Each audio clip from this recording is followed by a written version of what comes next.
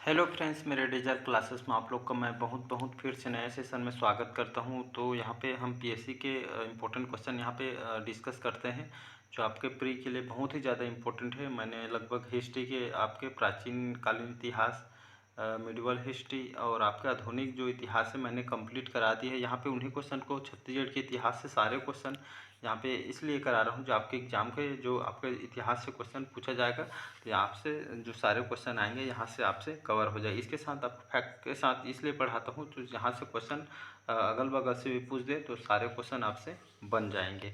तो अगर नहीं देखोगे जो बाकी वीडियोस को जाके देख सकते हैं, सारे क्वेश्चन इंपॉर्टेंट जो आपके एग्जाम के लिए तैयार किए गए क्वेश्चन हैं।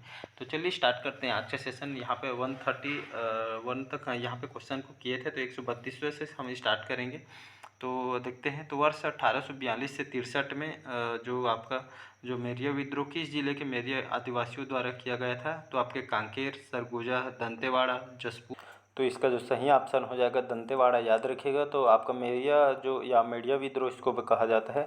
तो सन को आपको याद रखें 1842 से लेकर 1863 सन को आपको याद होना चाहिए। मेरिया विद्रोह कब हुआ था, अगर क्वेश्चन पूछ भी दे तो आपको डेट आना चाहिए। 1842 से लेकर 1863 में मेरिया विद्रोह था। मेरिया आदिवासियों ने किया था आपके दंतेवाड़ा में। शासक कौन थे, तो भोपाल देव जो कि इसके शासक थे। नेतृत्वकर्ता कौन है, तो हिड़मा मांझी इसके नेतृत्वकर्ता है मेरिया विद्रोह के।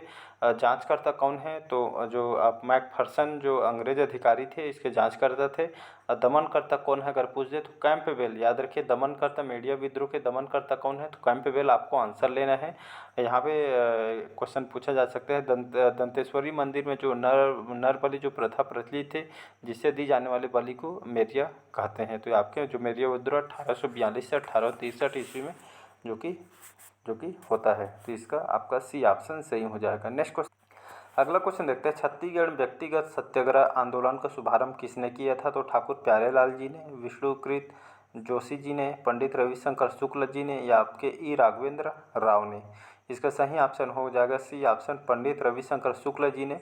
तो छत्तीसगढ़ में व्यक्तिगत जो सत्याग्रह आंदोलन का शुभारंभ किसने किया था, तो आपके पंडित रविशंकर शुक्ल जी ने इसका शुभारंभ किया था इनके द्वारा। तो याद रखिए छत्तीसगढ़ में व्यक्तिगत जो सत्याग्रह आंदोलन का शुभारंभ पंडित रविशंकर शुक्ल जी ने किया था। तो इसका सी ऑप्शन करेक्ट हो जाएगा। अगला क्वेश्चन देखते हैं। छत्तीसगढ़ के महान जो विभूति महारानी पद्मावती देवी किस रियासत की रानी थी, तो खैरागढ़, कोरिया रियासत, सरगुजा, उदयपुर रियासत। इसका सही ऑप्शन हो जाएगा खैरागढ़ रियासत।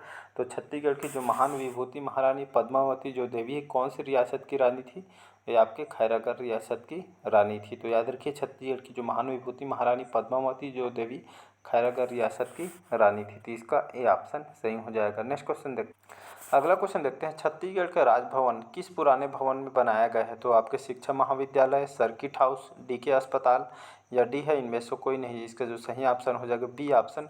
तो छत्तीसगढ़ का जो राजभवन है किस पुराने भवन में बनाया गया है, तो इसको आपके सर्किट हाउस में बनाया गया है। तो छत्तीसगढ़ का जो राजभवन पुराने जो भवन सर्किट हाउस में बनाया गया है, इसका बी ऑप्शन करेक्ट हो जाएगा।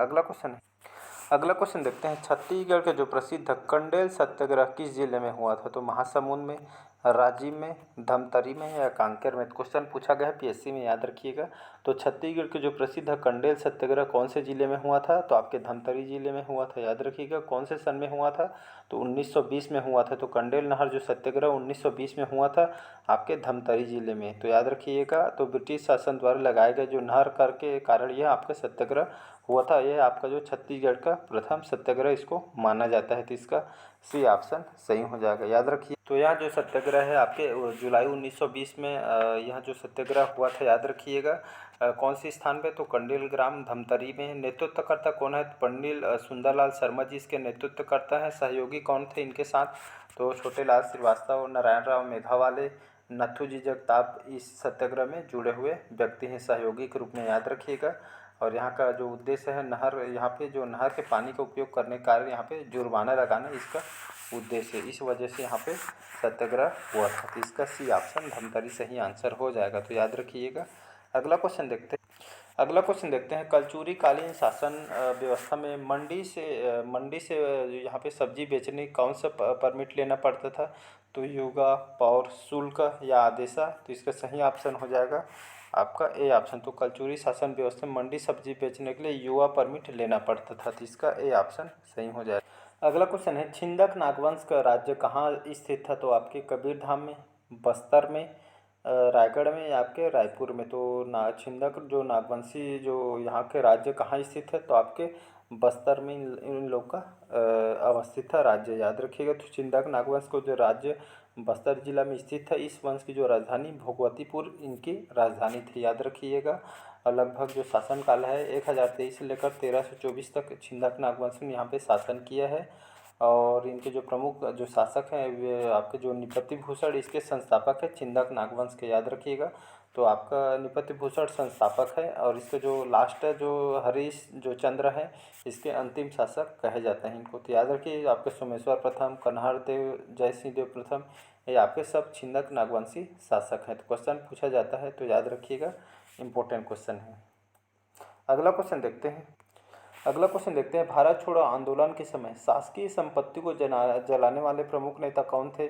तो रघुनंदन सिंह राव जी, राजकिशोर वर्मा, तो रणवीर सिंह शास्त्री या डी है जयनारायण पांडे जी। तो इसका सही ऑप्शन हो जाएगा यदि आपका रघुनंदन जो सिंह राव थे, इनके द्वारा भारत छोड़ो जो आंदोलन हुआ था उस समय जो शासकीय संपत्ति को जलाने वाले प्रमुख नेता कौन थे?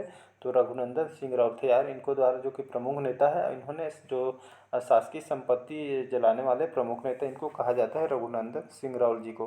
तो इसका ए ऑप्शन सही हो जाएगा। नेक्स्ट क्वेश्चन, अगला क्वेश्चन देखते हैं। यहाँ पे शासकीय अभिलेखों के अनुसार छत्तीसगढ़ के प्रथम शहीद किसे माना जाता है? तो आपके सुरेंद्र साय जी को, गुंडाधुर, वी नारायण सिंह, ठाकुर प्यारेलाल जी। तो इसका सही ऑप्शन हो जाएगा आपका C option, V Narayan Singh ji को। तो शासकीय अभिलेखों के अनुसार छत्तीसगढ़ के जो प्रथम शहीद किसे माना जाता है? तो आपके वी नारायण सिंह जी को माना जाता है। क्वेश्चन कई बार पूछा है आपके व्यापम, पटवारी, पीएससी में क्वेश्चन बहुत बार पूछा है, तो इम्पोर्टेंट है। तो शासकीय अभिलेखों के अनुसार छत्तीसगढ़ के जो प्रथम शहीद वी नारायण सिंह को माना जाता है, याद रखिएगा।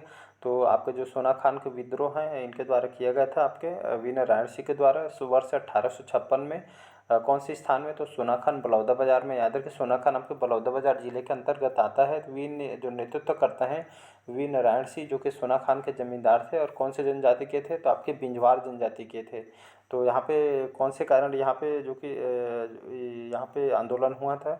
तो अकाल जो पड़ा था वहाँ पे अनाज उपलब्ध कराने के लिए यहाँ पे वी नारायण सिंह ने कसडोल के जो व्यापारी हैं माखन लाल के उनके गोदाम में अनाज लूटकर जनता में बांट देने के कारण यहाँ पे जो कि यह कांड हुआ था, जिसके कारण यहाँ पे जो कैप्टन स्मिथ है उन्होंने गिरफ्तार कर लिया और इनको फिर रायपुर के जय स्तंभ चौक में चार्ल्स इलियट के फैसले के कारण इनको फांसी दे दी गई। फिर इनको बाद में वी नारायण सिंह जी को छत्तीसगढ़ का स्वतंत्रता संग्राम के प्रथम शहीद इनको माने जाते हैं। तो ये आपके इसका सी ऑप्शन सही हो जाएगा। नेक्स्ट क्वेश्चन, अगला क्वेश्चन देखते हैं। छत्तीसगढ़ में ताहूदारी जो पद्धति का सूत्रपात किसके अधीक्षण काल में हुआ था? तो Charles Elliot, captain Sandys, mister Agnew या आपके मिस्टर स्मिथ। तो इसका सही ऑप्शन हो जाएगा बी ऑप्शन। छत्तीसगढ़ में जो ताहूदारी जो पद्धति का सूत्रपात किसके अधीक्षण काल में हुआ था? तो कैप्टन सैंडिस के शासनकाल में हुआ था, याद रखिए। तो छत्तीसगढ़ में ताहूदारी पद्धति जो सूत्रपात कैप्टन सैंडिस के अधीक्षण काल में हुआ था।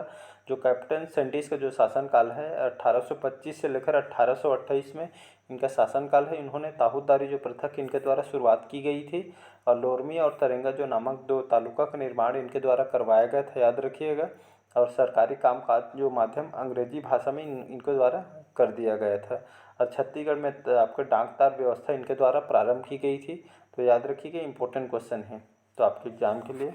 तो बढ़ते हैं नेक्स्ट क्वेश्चन तरफ। इसका बी ऑप्शन कैप्टन सैंडिस सही आंसर हो जाएगा। अगला क्वेश्चन देखते हैं। भोसले शासन के दौरान छत्तीसगढ़ के लिए नियुक्त प्रथम जिलेदार कौन था? तो सखाराम बापू, कृष्णराव अप्पा, गोविंद राव, गोपाल राव। तो इसका जो सही ऑप्शन हो जाएगा कृष्णराव अप्पा, याद रखिए। तो भोसले शासन के दौरान छत्तीसगढ़ के जो नियुक्त प्रथम जिलेदार कौन था? तो कृष्णराव अप्पा इनको बनाया गया था। तो भोसले शासन के दौरान छत्तीसगढ़ के लिए नियुक्त प्रथम जिलेदार कृष्णराव अप्पा थे। तो इसका बी ऑप्शन करेक्ट हो जाएगा। अगला क्वेश्चन देखते हैं। कवर्धा में किस राजवंश का शासनकाल था? तो सोमवंश, छिंदक नागवंश, फड़ी नागवंश आपके बाढ़ वंश। तो इसका सही ऑप्शन हो जाएगा फड़ी नागवंश। तो याद रखिए कवर्धा आपके इसमें आपके फड़ी नागवंश राजवंश का यहाँ पे शासनकाल था। तो कवर्धा में फड़ी नागवंश का शासन था। ये नागवंशियों की एक जो शाखा है फड़ी नागवंश, 9वीं से 15वीं सदी तक कवर्धा क्षेत्र के आसपास इन्होंने शासन किया था। कवर्धा के जो फड़ी नागवंश जो शासक हैं गोपाल देव, रामचंद्र देव, जो मोनिंग देव, ये आपके प्रमुख कवर्धा के फड़ी नागवंशी शासक हैं। गोपाल देव है ये आपके इन्होंने लगभग 11वीं शताब्दी में कवर्धा में छपरी ग्राम में भोरमदेव मंदिर का इन्होंने यहाँ पे निर्माण करवाया था आपके गोपाल देव ने। अब भोरमदेव मंदिर यहाँ की कलाकृतियों मूर्तियों के कारण यहाँ पे कला तीर्थ भी इनको जो कि कहलाता है। बहुत ही भोरमदेव मंदिर बहुत ही यहाँ का प्रसिद्ध मंदिर है। और ये आपके जो चंदेल जो वंशीय खजुराहो मंदिर के समान होने के कारण इसको छत्तीसगढ़ का खजुराहो भी कहा जाता है। आपके खजुराहो मंदिर को तो याद रखिएगा। भोरमदेव मंदिर आपके नागर शैली में निर्मित है। भोरमदेव एक आदिवासी देवता है, ये भी फैक्ट को याद रखिएगा। और इसके जो प्रमुख शासक हैं गोपाल देव इसके प्रथम शासक हैं, याद रखिएगा। लगभग 11वीं शताब्दी से 14वीं शताब्दी तक इन्होंने शासन किया था। शासन क्षेत्र आपका कवर्धा है। संस्थापक अहिराज है, याद रखिएगा। कवर्धा फड़ी नागवंश के संस्थापक कौन है? तो अहिराज है। इस वंश यहाँ पे जो कि कलचुरिया के अधीन इन्होंने शासन किया था। अगला क्वेश्चन देखते हैं, छत्तीसगढ़ में मराठा शासन का अंतिम पतन कब हुआ था? तो 1820 में, 1825 में, 1854 में, आपका डी है 1857। इसका सही ऑप्शन हो जाएगा आपका 1854 तक। तो छत्तीसगढ़ में जो मराठा शासन का अंतिम जो पतन 1854 में हुआ था। तो इसको डेट को आपको याद रखना, इसका सी ऑप्शन सही हो जाएगा। तो अगला क्वेश्चन है, प्रसिद्ध महासमुंद जो जंगल सत्याग्रह के नेता कौन थे? तो यति रतनलाल जी, शंकर राव गनोदवाले, नारायण राव मेघावाले, गणेश राव या आपके सही ऑप्शन हो जाएगा बी ऑप्शन जो शंकर राव गनोदवाले, जो कि इनके द्वारा प्रसिद्ध महासमुंद जंगल सत्याग्रह के इनको नेता बनाया गया था। तो प्रसिद्ध महासमुंद जो जंगल सत्याग्रह के नेता शंकर राव गनोदवाले को इनको बनाया गया था। इंपॉर्टेंट क्वेश्चन है, याद रखिए। तो इसका बी ऑप्शन सही हो जाएगा, याद रखिए शंकर राव गनोदवाले। अगला क्वेश्चन देखते हैं यहाँ पे, छत्तीसगढ़ की रियासतों में पूर्वी राज्य संघ का निर्माण किस वर्ष में किया गया था? तो अगस्त 1948 में, अगस्त 1947 में, अगस्त 1950 में या अगस्त 1949 में? तो इसका सही ऑप्शन हो जाएगा अगस्त 1947 1947 में छत्तीसगढ़ रियासतों ने पूर्वी राज्य संघ का निर्माण जो कि वर्ष किया गया था। याद रखो 1947 में अगस्त, तो छत्तीसगढ़ रियासतों ने पूर्वी राज्य संघ का निर्माण अगस्त 1947 में किया गया था। तो इसका बी ऑप्शन करेक्ट हो जाएगा। अगला क्वेश्चन देखते हैं, इंपॉर्टेंट क्वेश्चन है, छत्तीसगढ़ की जो प्रसिद्ध ऐतिहासिक स्थल रामगढ़ किस जिले में स्थित है? तो राजनांदगांव, रायगढ़, जांजगीर चांपा, डी है आपका सरगुजा जिला। तो इसका जो सही ऑप्शन हो जाएगा डी ऑप्शन सरगुजा, याद रखिएगा। तो छत्तीसगढ़ के जो प्रसिद्ध ऐतिहासिक जो स्थल है रामगढ़, जो आपके कौन से जिले में स्थित है? तो आपके सरगुजा जिले में स्थित है। तो छत्तीसगढ़ के जो प्रसिद्ध ऐतिहासिक स्थल रामगढ़ सरगुजा जिले में स्थित है। यहाँ पर आपके रामगढ़ी के जो रामगढ़ की पहाड़ी जोगी मारा की गुफा अपने चित्रों के लिए बहुत ही विख्यात है। तो इसका डी ऑप्शन सही हो जाएगा सरगुजा, याद रखिएगा। इंपॉर्टेंट क्वेश्चन है। अगला क्वेश्चन देखते हैं, 1000 ईस्वी में कलचुरी राजवंश के कलिंग राज ने अपनी राजधानी कहाँ बनाई गई थी? तो रतनपुर में, जांजगीर में या आपके खैरागढ़ में या आपके डी है तुमाड़ में? तो इसका जो सही ऑप्शन हो जाएगा तुमाड़। तो याद रखिए 1000 ईस्वी में छत्तीसगढ़ में कलचुरी वंशियों ने 1000 में शासन करना स्टार्ट किया था। लगभग 1000 से लेकर 1741 तक इन्होंने छत्तीसगढ़ में शासन किया। और कहा जाता है छत्तीसगढ़ में जो कलचुरी वंशियों ने छत्तीसगढ़ में सर्वाधिक समय तक शासन करने वाला वंश इनको कहा जाता है। याद रखिए 1000 से लेकर 1741 तक इन्होंने शासन किया था। संस्थापक कौन है? कलिंग राज इसके संस्थापक है, याद रखिएगा। इन्होंने तुमाड़ को राजधानी बनाया था कलिंग राज ने। और रतनपुर को रत्नदेव प्रथम ने बनाया था। और छुरी कोसगई जो कि बहारेंद्र शाह ने अपनी राजधानी बनाया था। तो याद रखिए इंपॉर्टेंट क्वेश्चन है। यहाँ से आपकी उनकी कुल देवी क्या थी? तो गजलक्ष्मी इनकी कुल देवी थी। और जो प्रसिद्ध कवि गोपाल मिश्र इनके कवि थे, याद रखिए। क्वेश्चन पूछा भी गया है। रघुनाथ सिंह जो कि प्रथम कलचुरी शासक है। और यहाँ पे जो मोहन सिंह है आपके मराठाधीन अंतिम कलचुरी शासक इनको कहा जाता है। तो इसका डी ऑप्शन सही हो जाएगा। नेक्स्ट क्वेश्चन, अगला क्वेश्चन इंपॉर्टेंट क्वेश्चन, ये भी आपके पीएससी में क्वेश्चन को पूछा गया है। 1962 में जो तिब्बती जो शरणार्थियों के एक समुदाय को छत्तीसगढ़ में कहाँ बसाया गया था? तो बगीचा में, कुनकुरी में, मैनपाट में, आपके डी है रामगढ़ में? तो तो इसका जो सही ऑप्शन हो जाएगा मैन पाट इसका सही आंसर हो जाएगा। तो सन 1962 में जो तिब्बती शरणार्थियों के एक समुदाय को छत्तीसगढ़ के कहाँ पे नहीं इनको बसाया गया था, तो आपके मैन पाट में इनको बसाया गया है। कौन सी ईयर में, तो 1962 में। तो आपको ईयर भी याद होना चाहिए, जगह भी याद होना चाहिए। आपके प्रीवियस ईयर में क्वेश्चन को पूछा गया है आपके पीएससी में। तो आपके 1962 में जो तिब्बती शरणार्थियों को एक समुदाय को छत्तीसगढ़ में यहाँ आपके मैनपाट में बसाया गया, तो मैनपाट में बसाया गया है और 1962 में तिब्बती शरणार्थी को समुदाय को यहाँ पे जो कि बसाया गया है। तो इसका आपका सी ऑप्शन सही हो जाएगा। मैनपाट याद रखें, सी ऑप्शन मैनपाट सही आंसर हो जाएगा। तो आज का सेशन कैसा लगा कमेंट करके ज़रूर बताइएगा। चैनल में पहली बार आए हो तो चैनल को सब्सक्राइब करके रख लीजिएगा ताकि आप तक नोटिफिकेशन पहुंच पाए। तो चलिए मिलते हैं नेक्स्ट पार्ट में। बस वीडियो लंबा हो जाएगा तो क्वेश्चन को यहीं तक रख दें, बाकी जो क्वेश्चन हम कल कवर करेंगे। Thank you.